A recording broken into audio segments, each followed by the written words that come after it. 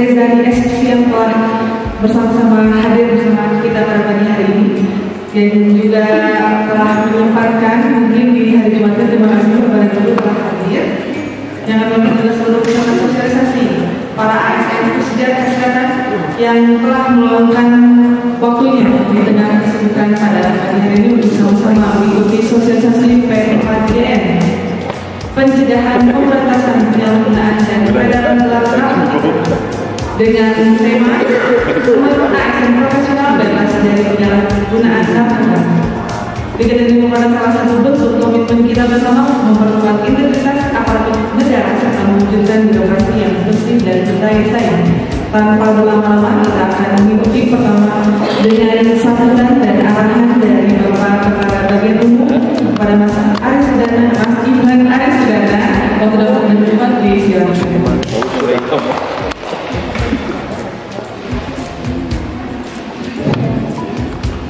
Terima kasih dan Bismillahirrahmanirrahim. Assalamualaikum warahmatullahi wabarakatuh.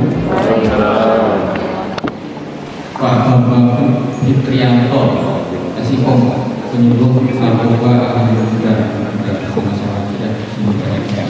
Kemudian Ibu Sampa Bunta Sabresani, Bu Ibi, ini Ibu sebagai konselor transisi. Saya lagi sampaikan, alhamdulillah pagi hari ini kita bisa berkumpul di gedung Sabaguna. Katanya adalah kegiatan yang kalau kita lihat itu Bambang ini adalah kegiatan yang sifatnya rutin dari kami, dan saya ingin betul tahun 2020 juga ada kegiatan serupa. Waktu itu juga cukup seru karena ada beberapa simulasi pengolahan terhadap narkoba. Dan pagi hari ini kita juga ada sosialisasi yang tadi berhubungan dengan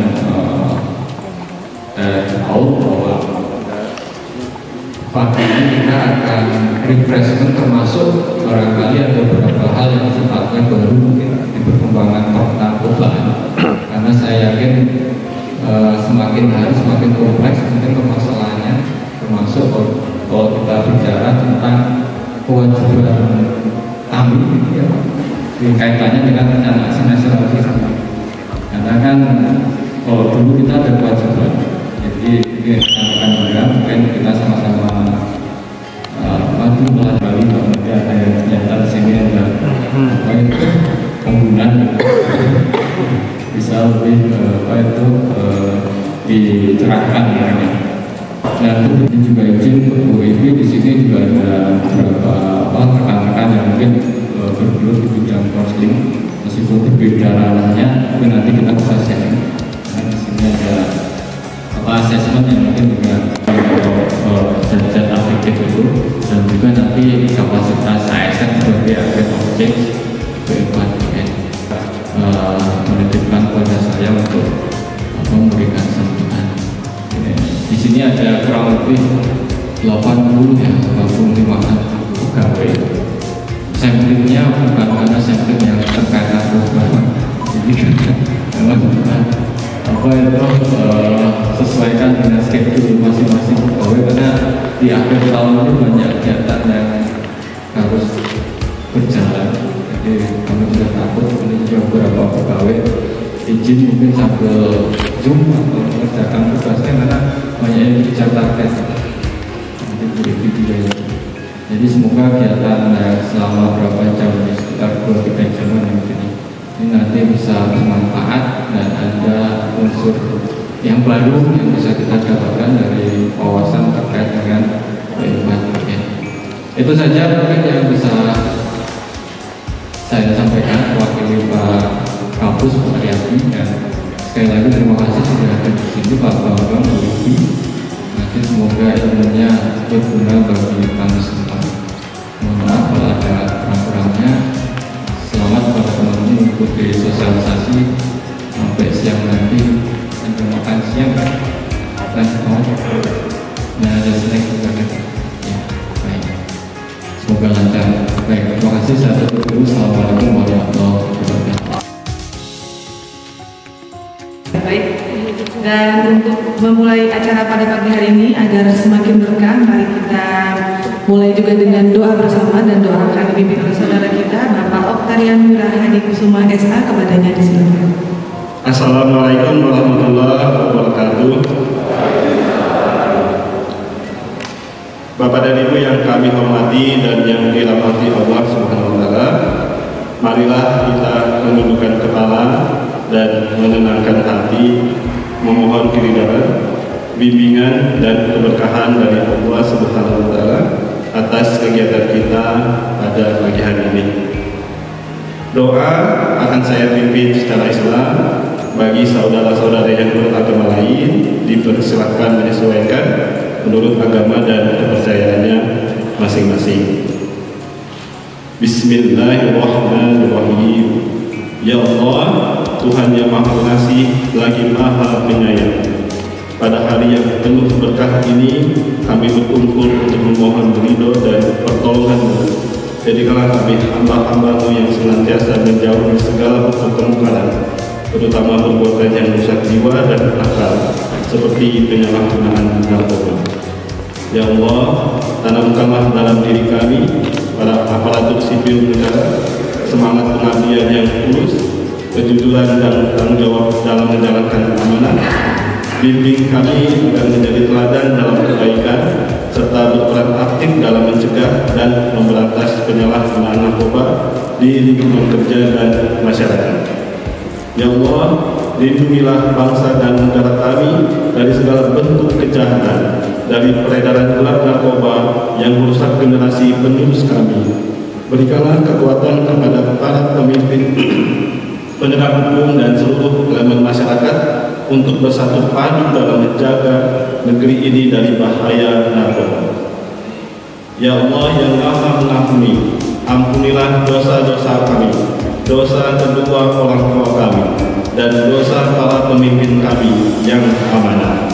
Karuniakanlah kepada kami keteguhan iman, kejernihan hati, serta kesehatan jasmani dan rohani, agar kami mampu menjalankan tugas dengan sebaik-baiknya. Rabbana taqabbal minna innaka antas samiul alim wa tub alaina innaka antat tawwabur rahim. Ya Tuhan kami, terimalah doa dan amal kami. Sesungguhnya Engkau Maha Mendengar lagi Maha Mengetahui. Dan terimalah tobat kami, sesungguhnya Engkau Maha Penerima tobat lagi Maha Penyayang. Amin ya rabbal alamin. Wassalamualaikum warahmatullahi wabarakatuh. Amin. Semoga doa yang dipanjatkan bisa diijabah oleh Allah Subhanahu wa taala.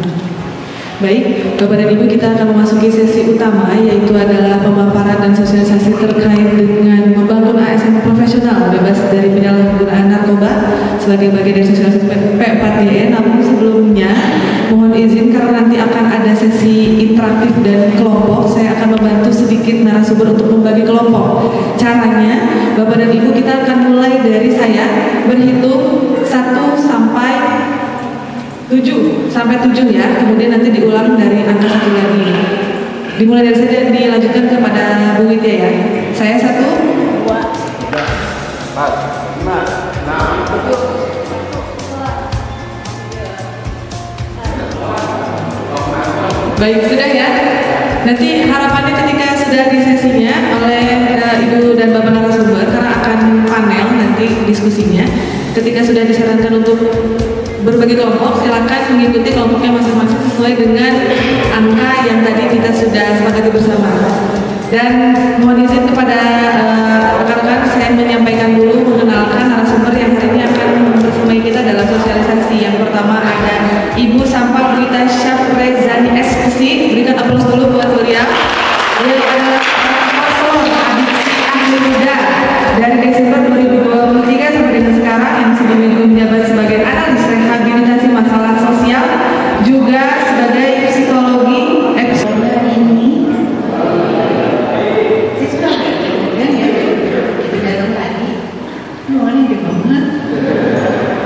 saya ada passion sendiri di ruangan sosial ini. Kemudian tadi kata Ibu Rosi ada 80 sama Ibu orang di ruangan ini, dan saya yakin Bapak Ibu dan Ibu adalah orang-orang yang luar biasa hebat ya.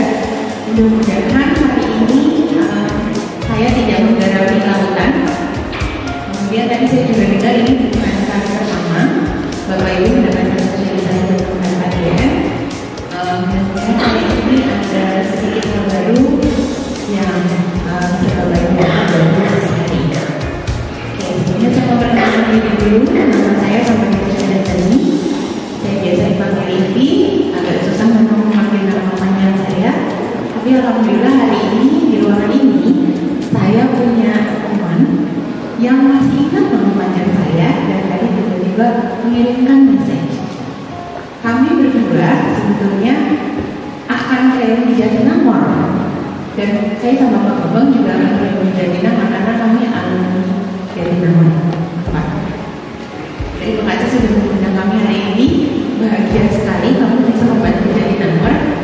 Sedikit intermezzo, kalau dulu saya berpikir kampus saya itu udah paling ujung dunia.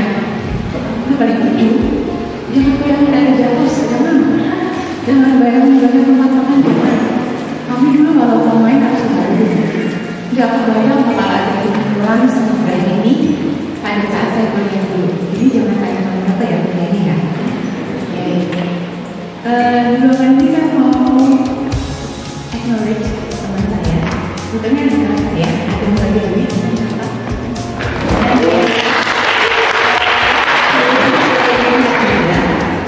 dia juga dari bilangan beberapa ini ya kakak kelas bahwa sebetulnya beda anak siapa jadi sendiri yang seperti yang juga bilang ternyata hidupmu nggak jauh dari Jatinangor ya. Jadi semoga masih betah di sini. Oke, kita boleh langsung ke materi. Ini saya sudah perkenalan singkat sama Ibu MC. Kalau saya memang mainnya kurang jauh, langkahnya kurang panjang. Jadi saya hanya bekerja di 2 tempat seumur hidup saya. Yang pertama saya akan bekerja di Marangia Karya, yang kedua di BNN, bukan mana. Di BNN sudah hampir 12 tahun. Oke, jabatan terakhir saya konselor anak muda. Berarti kita semua sama-sama fungsional ya. Sekarang semua beda fungsional ya. Kalau di ruangan ini saya boleh tahu nggak Bapak Ibu fungsionalnya apa? Kalau saya dengar tadi ada asesor, betul? Oke, kemudian ada apa lagi kalau jelas? Iya, menjadi suara. Wisatawan, humas, ada lagi, ya ada lagi yang lebih sulit. Analis anggaran, analis keuangan APBN ada, perencanaan ada. Ini saya perawat.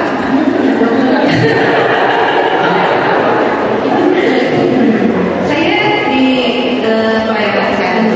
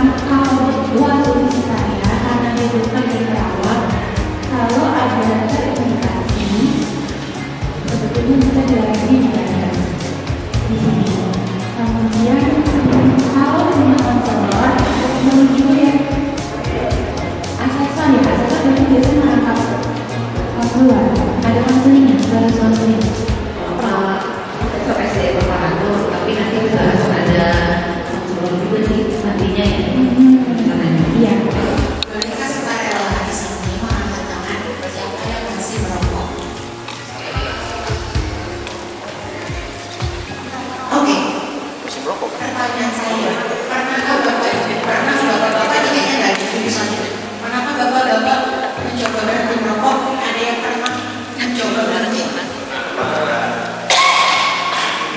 Mudah atau sulit?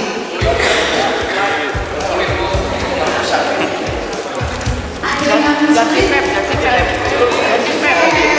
Oke, ada yang merasa mudah tadi karena ada efek. Ada yang merasa sulit untuk berhenti merokok? Sulit. Kasih kondisi boleh Pak, apa yang bikin yang sulit? Ya, satu karena lingkungannya. Satu karena lingkungan. Ya. Kalau kita mencoba tidak membeli rokok itu ada yang lain. Ya. Kita ngasih gratis. Strategi tidak membeli rokok tidak berhasil. Tidak berhasil. Oke. Ada lagi? Ya kalau ketiga kan karena kebiasaan kopinya kayaknya kurang pas kalau nggak sama rokok. Ya. Jadi yang satu memicu yang lain. Iya. Oke. Bapak pernah berhenti paling lama berapa lama? 3 tahun 1 bulan.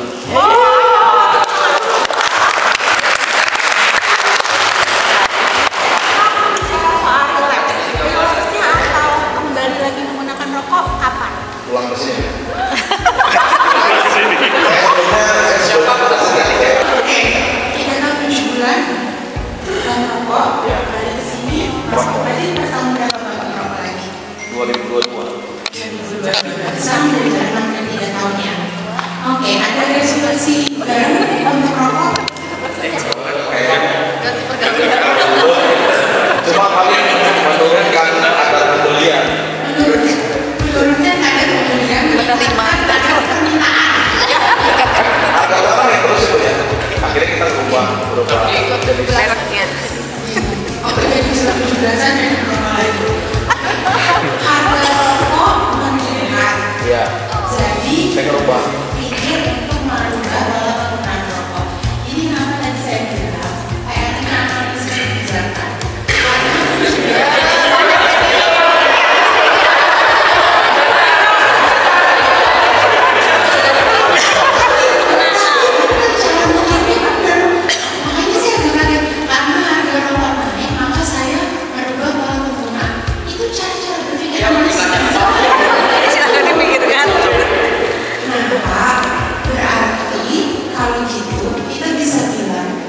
Sistem besar akan mempengaruhi perilaku manusia.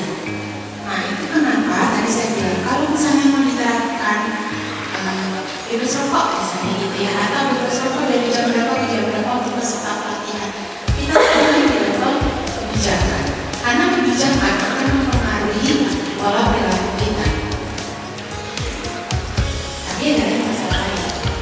Misal pada saat rokok harganya naik gila-gilaan, ada yang duduk rokoknya sama anak, ada yang akhirnya nggak merokok sama anak yang dirokok yang lain. Saya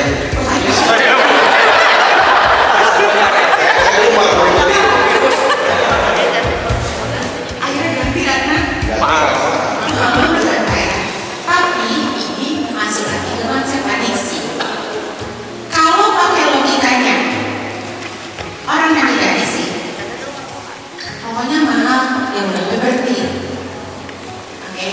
Tapi karena sudah ada perubahan dalam sistem keuangan dan ada ketergantungan terhadap zat, maka orang akan mencari segala macam cara untuk tetap dapat menggunakan rokok. Salah satunya yang Bapak adalah Bapak ganti jenis rokoknya berarti. Jenis rokok. Oke, selain ganti jenis rokok, kira-kira apa lagi hal yang bisa dilakukan untuk mempertahankan perilaku rokok? mempertahankan perilaku. Saya nggak jauh berarti Pak. Bagaimana caranya mempertahankan perilaku rokok? Misal, rokok yang sekarang naik lagi harganya, apa yang Bapak lakukan?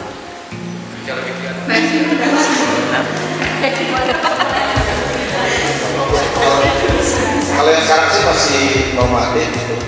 Dan saya nemu tembakau yang rasanya enak. Tembakau gorila ya? Tembakau gorila. Jadi, kalau kita masuk ke konsep adiksi, masih mengatur harga rokoknya dan mempertahankan perilaku rokoknya, maka orang akan mencari alternatif zat lain. Cari aja yang lainnya tembakunya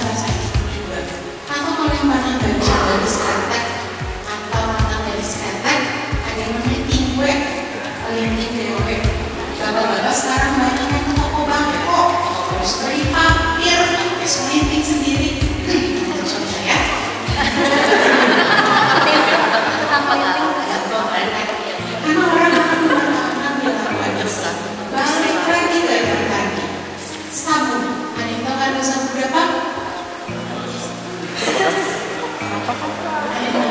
Saya juga nggak tahu ya. Tapi katanya sabu 1 G, 1 gramnya itu bisa sampai 1 juta. Itu bahan yang bagus. Jadi kalau anak-anak boleh makan. Sifatnya apa? Stimulan. Mesti orang pakai sabu. Dan kenapa sabu laku? Kenapa nggak? Sih, lewat sabu. Kenapa sih sabu laku? Tahu nggak kenapa?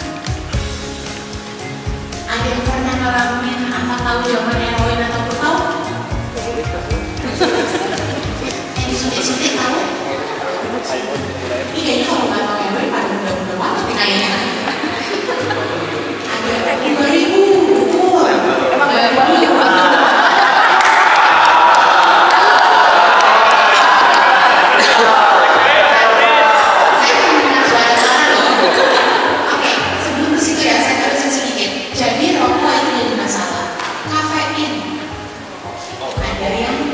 Bisa kerja kalau belum 11. Ada yang kalau memang udah langsung nambah kopi. Ada yang kalau suhunya banyak terus kapan nggak berhenti. Coba dijejerin gelas kopi di atas meja. Coba tadi yang sampai optik. Ada yang lambungnya udah kena tapi tetap kopi. Ada. Dari ibu juga ada. Kenapa?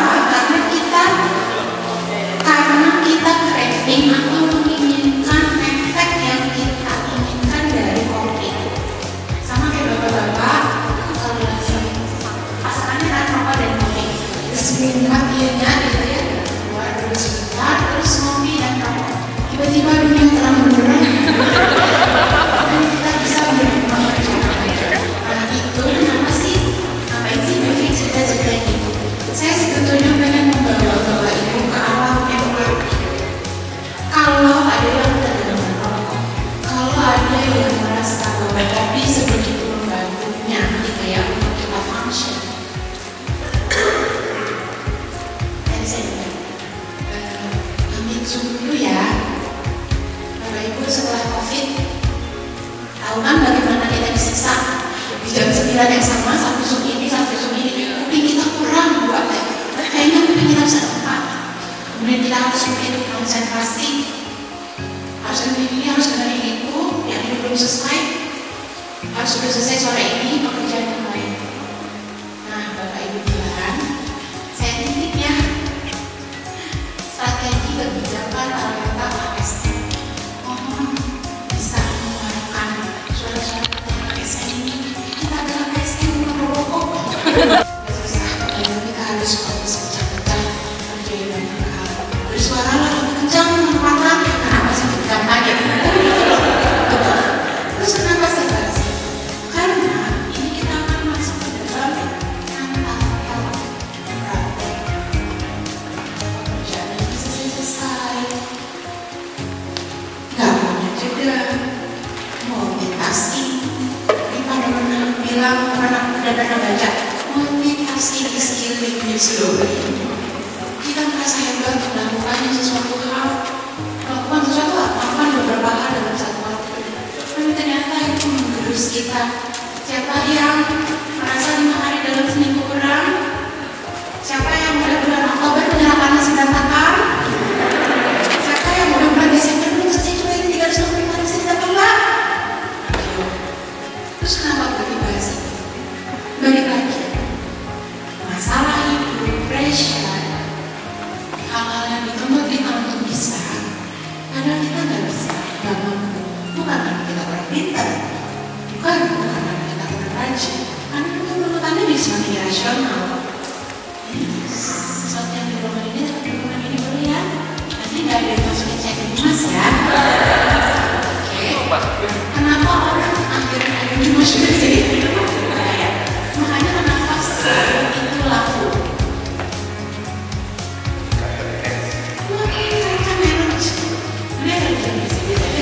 Dengan bisa selesai masalah hidup kita yang kompleks belakangan ini.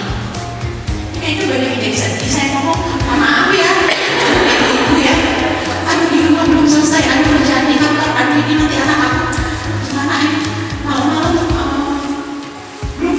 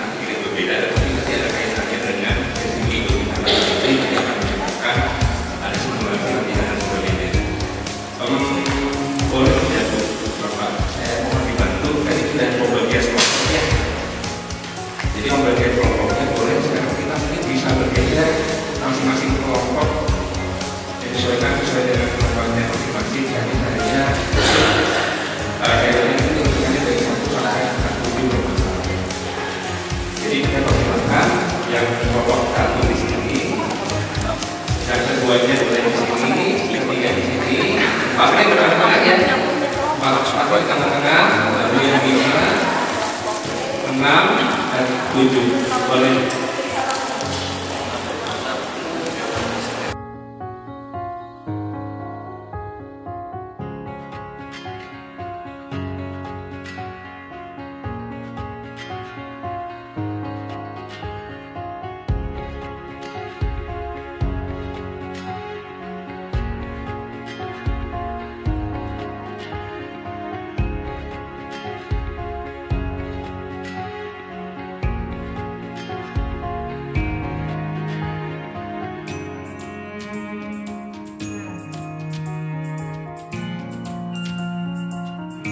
Ini memang ada topik yang menarik yang sudah disebutkan oleh panitia sampaikan kepada kami tentang optimalisasi atau bagaimana kita sebagai ASN ini bisa menjadi agen perubahan. Mungkin Bapak dan Ibu pernah mengikuti acara seminar atau mungkin ada pengarahan dari pimpinan tentang agen perubahan. Sudah pernah atau belum? Barangkali ini mungkin produk beberapa tahun yang lalu kebijakan tahun 2021 atau 2022 tentang agen perubahan, dan saya rasa mungkin ini kita akan coba untuk menginsersikan atau kita akan sinergikan bagaimana Bapak dan Ibu sebagai agen perubahan kita akan kaitkan dengan topik kita yaitu PMKM.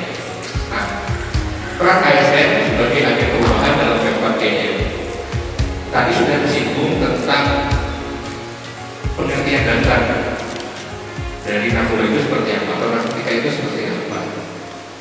Ada beberapa hal yang menarik yang saya tanyakan kepada Bapak Ibu. Mungkin saya boleh tanyakan ke kelompok 1 dulu kali ya. Bapak Ibu yang ada di kelompok 1, apa yang menurut Bapak Ibu akan merasa tenang, akan merasa senang dilakukan pada saat kondisi sakit sedang tidak baik, seperti itu. Barangkali ada jawabannya. Kita pengen tahu. Kalau kondisi sakit tidak enak, lagi sedih gitu ya, dari Denwood yang dilakukan oleh Bapak Ibu ini satu aja jawaban dari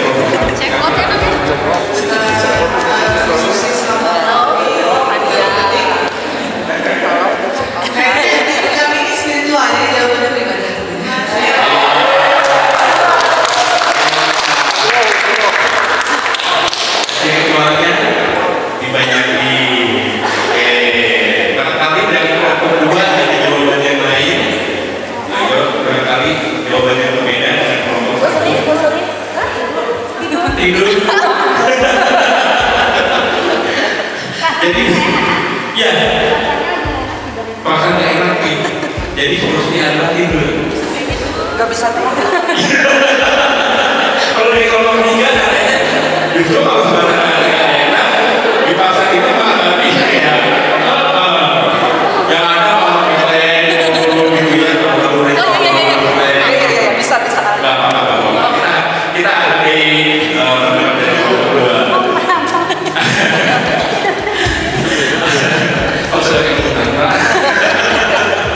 baik, untuk kelompok 3 barangkali mewakili saya nanti jawabannya.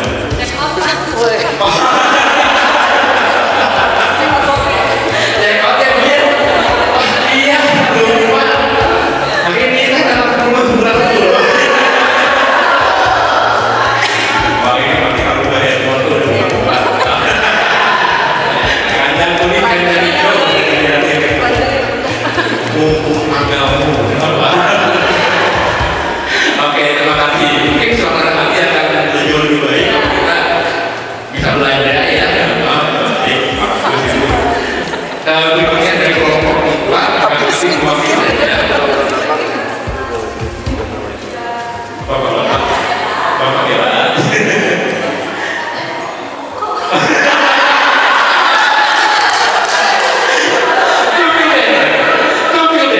Jadi kalau ingin merasakan hal yang baik gitu ya pada saat kita punya masalah bahwa hebat itu kelompok itu mungkin fasenya sama seperti apa ya, seperti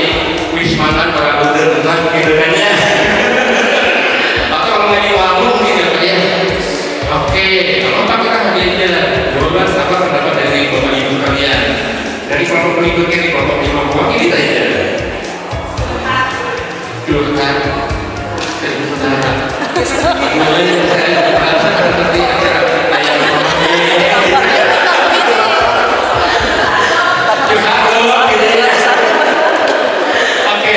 Jadi kalau kita menyampaikan dari kita ya, itu maksudnya ya.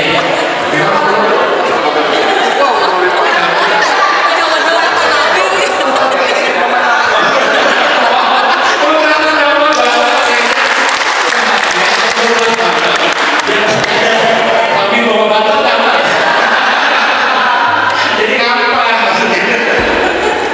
Oke, barangkali untuk menjadi kelompok 6 mewakili saja.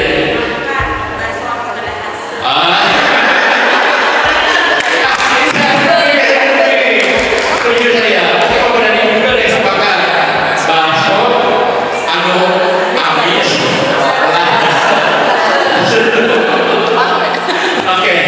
Oke, bagus Ibu. Terima kasih. Nah, untuk kelompok terakhir, kelompok 7 mewakili saja.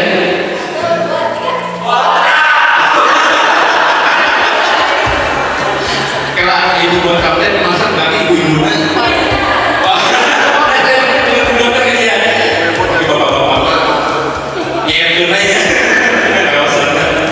Oke, baik Bapak dan Ibu, terima kasih. Jadi dari kelompok 1, 2, 3 sampai kelompok 7 sudah mengetahui hal-hal yang sekiranya ingin menjadi jawaban dari masalah hidup kita yang kita hadapi dan ingin kita lakukan semacam refreshment atau ingin refresh kepada diri kita itu. Ternyata dari semua jawaban Bapak dan Ibu semua, kalau kita tangkap dari ukuran apa ya, beresiko tidak mengarah kepada arah penyalahgunaan narkoba. Kira-kira menurut Bapak dan Ibu, pendapat kelompok Bapak?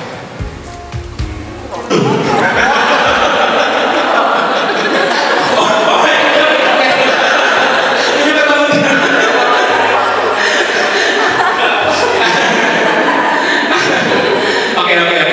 Tapi sebetulnya saya tidak ingin menyalahkan satu pendapat dari sang kelompok 4 berarti ya. Kenapa? Karena artinya begini. Pada saat Bapak dan Ibu sudah menemukan satu jawaban, kalau kita lihat dari bentuk jawabannya dalam bentuk aktivitas, berarti kita tidak bisa bicara lain tentang adiksi. Tetapi kalau kita ternyata melakukan suatu hal yang bentuknya aktivitas seperti makan bakso, bisa dikatakan itu mengarah kepada berpotensi ya Bu ya, berpotensi mengarah kepada adiksi. Sebagai contoh, sudah makan sesuatu.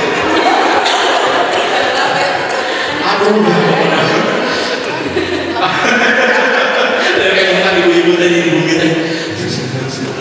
Tadi kubah gitu yang miring sana di kamar.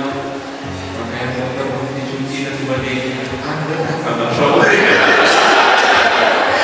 Ya, tapi itu kan artinya kita pada saat menghadapi menemukan jawabannya dan itu secara konten di dalam bawah alam dari kita itu kita sudah menemukan jawabannya.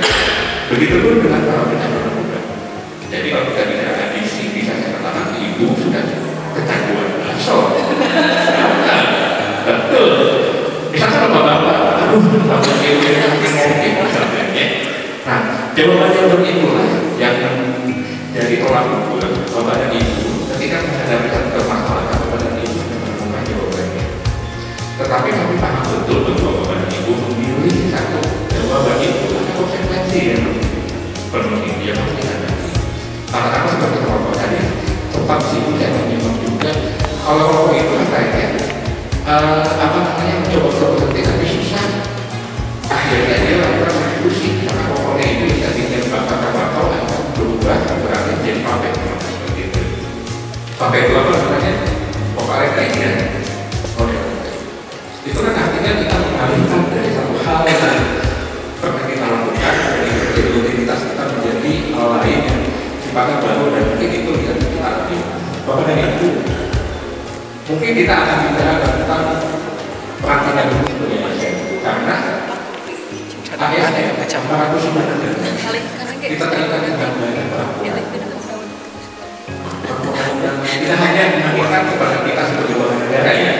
kita sebagai ASN juga kita dalam hal pengabdian kita juga terikat dengan banyak aturan, etika, norma ketika kita mengabdi badan dan melayani masyarakat. Oleh karena itu mungkin banyak sekali pihak yang harus memperhatikan perilaku kita, apa yang sudah kita lakukan, apa yang menjadi kebiasaan kita itu harus menjadi contoh. Bahkan sempat juga ada mereka masyarakat umum yang memviralkan kita karena kita berperilaku yang tidak baik seperti itu.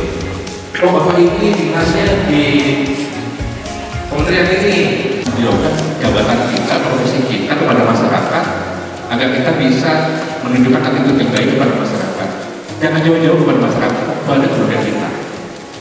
Pernah kepikiran katanya, Pak, kalau misalkan BNN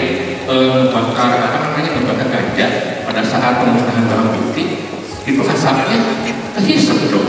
Berarti bapak itu pernah pakai dong, gitu kan ya? Masaknya seperti itu, betul. Banyak sekali makanya yang tampak yang muncul seperti itu. Maka dari itu, Bapak dan Ibu, kalau kita bicara tentang ASN, banyak batasan-batasan yang mungkin kita harus mengetahui sejauh mana pemahaman kita terhadap batasan itu sendiri. Baik, kita akan bicara tentang agen perubahan.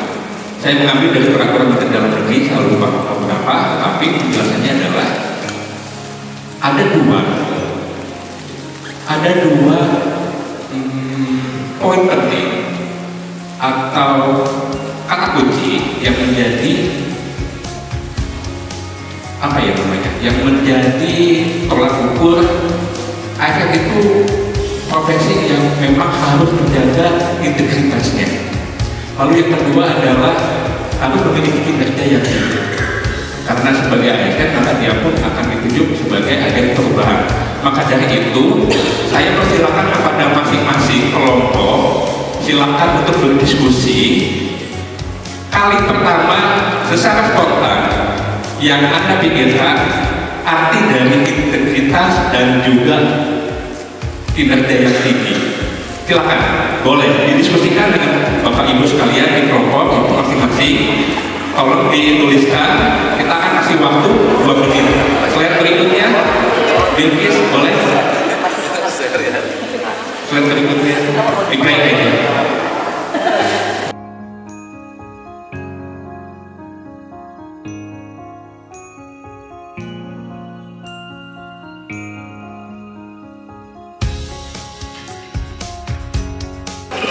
Jadi yang spontan saja.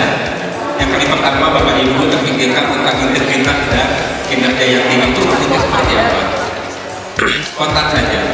Bahasa Ibu, bahasa Bapak, jadi tidak terlalu banyak masalah.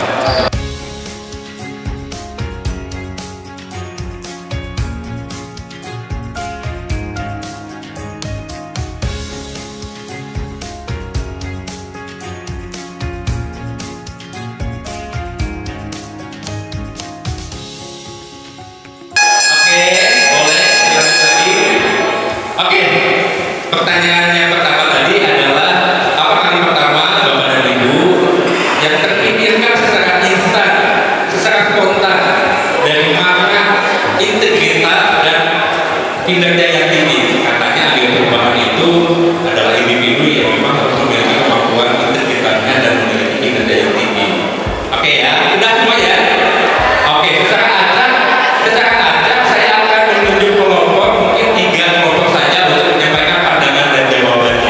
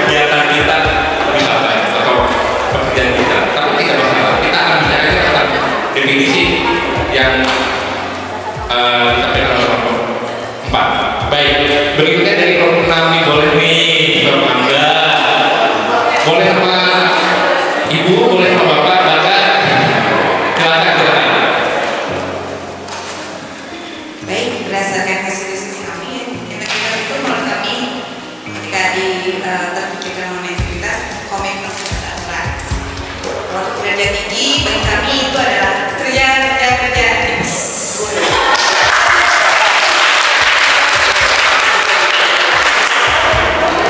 Kerja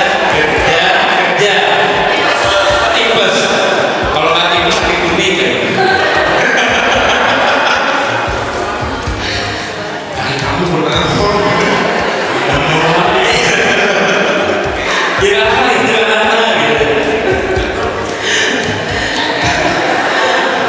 ada kesamaan tunduk pada peraturan, terus komitmen terhadap peraturan. Oke, menarik Pak ya, menarik nih. Saya mau minta pendapat dari kelompok 4, 6, kakak akan genap lagi ya, kedua nih. Kelompok 2, kelompok 3 saja sebentar.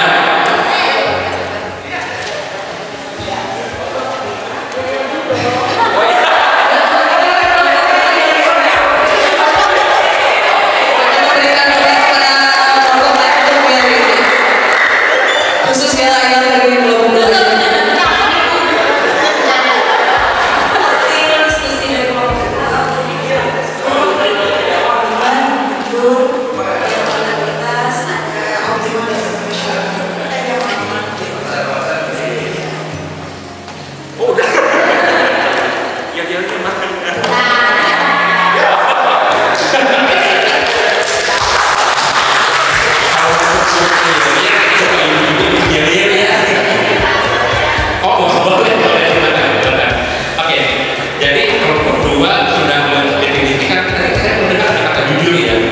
Jujur ini maksudnya tidak melakukan, tidak membohongi diri kita sendiri atau bagaimana? Saya tidak tahu batasan dari kami jujur itu seperti apa.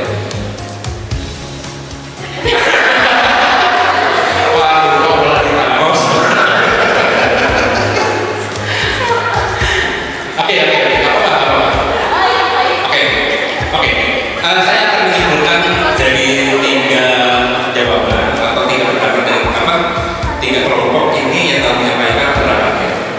Kalau kita bicara tentang identitas, tentu Bapak dan Ibu akan mengenal bahwa identitas seseorang atau aparatur sipil itu adalah, saya akan ambil pendapat pertama, kita harus taat kepada peraturan. Aturan yang berlaku kita ikuti. Pada saat peraturan tidak kita ikuti, maka kita ada konsekuensi yang harus kita hadapi. Seperti itu, bahkan dari ASN pun jabatan tidak dipertahankan. Tentu tidak. Hak-hak bisa dipertahankan. Kenapa? Karena konsekuensi dari tidak menaati peraturan adalah seperti itu. Bahasa sederhananya. Tetapi saya akan tambahkan bahwa kita harus komitmen untuk mentaati peraturan. Karena peraturan itu dibuat untuk menentukan arah kita kemana, apakah kita mau ambil jalan lurus, tapi kadang pimpinan kita meminta mengambil kebijakan yang mungkin setidaknya di luar dari track tersebut. Seperti itu. Apakah Bapak dan Ibu pernah mengalami hal yang tersebut? Jujur aja nggak apa-apa. Mungkin pernah, mungkin tidak. Seperti itu. Karena kebijakan, kadang kita yang namanya level-level manajemen itu dia sudah harus menjadi decision maker. Jadi dia harus mengambil keputusan supaya pekerjaan bisa berjalan, supaya optimal, walaupun SOP-nya atau prosedurnya ada yang dilangkahi dan sebagainya. Tujuannya adalah jalur bypass untuk mempercepat atau optimalisasi dalam pelaksanaan pelayanan kepada masyarakat. Mungkin pernah mengalami hal seperti itu. Tetapi ada juga orang yang memang ingin mengadakan satu pekerjaan itu, melakukan pekerjaan itu yang konsisten. Karena memang sudah disepakati di awal bahwa aturannya sudah dibuat, maka kita harus komitmen semua aturannya kita ikuti. Seperti itu. Dan kita harus jujur dalam arti kita harus menyampaikan kalau memang sekiranya ini pekerjaan kita menuntut kita tinggi, maka kita harus lebih transparan dalam hal apa saja perlakuan, ya kan? Apakah kebijakan kita ini mengandung ditumpangi oleh unsur kepentingan dan sebagainya? Itu semua sudah selesai. Mungkin dari masa kerja rata-rata itu sudah di atas 10 tahun. Baik, kita akan kolaborasikan agen perubahan dalam PKGM. Bapak dan Ibu pernah dengar PKGM sebelumnya? Belum pernah atau sudah pernah?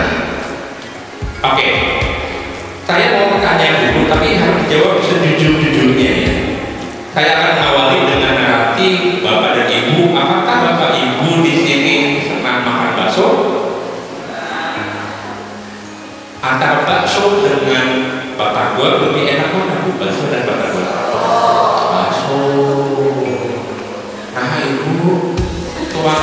yang bakso, lamun ikan bakagul, ibu dipecat apa? Oh, jadi kalau saya bakso, kalau dipecat seperti bakso gitu ya. Tapi lamun ikan bakagul, dipecat seperti bakagul gitu. Terus apa? Saya dibicara gitu kan? Terus sambil, oke ya. Bapak dan ibu senang makanan. Katakanlah bapak dan ibu sudah berterus terang dengan hatinya masing-masing. Memang itu makanan kesukaan saya. Itu yang saya makan. Karena pertanyaan berikutnya adalah, apakah bapak dan ibu pernah menggunakan narkoba? Saya berharap ada satu saja yang menjawab pernah. Ulah di Syria, ulah di tanah, ulah di pegawai, ulah di tanah, ulah. Mungkin kalau perkandungan gitu.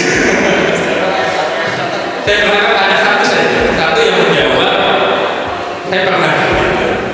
Ayo, silakan bapak dan ibu, saya persilakan.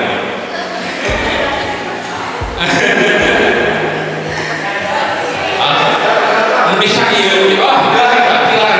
Oke pak, saya mau dengar pendapatnya. Maksud bapak tuh kata bapak apa nih? Saya pengen dengar di jawabannya ini. Tahun 2021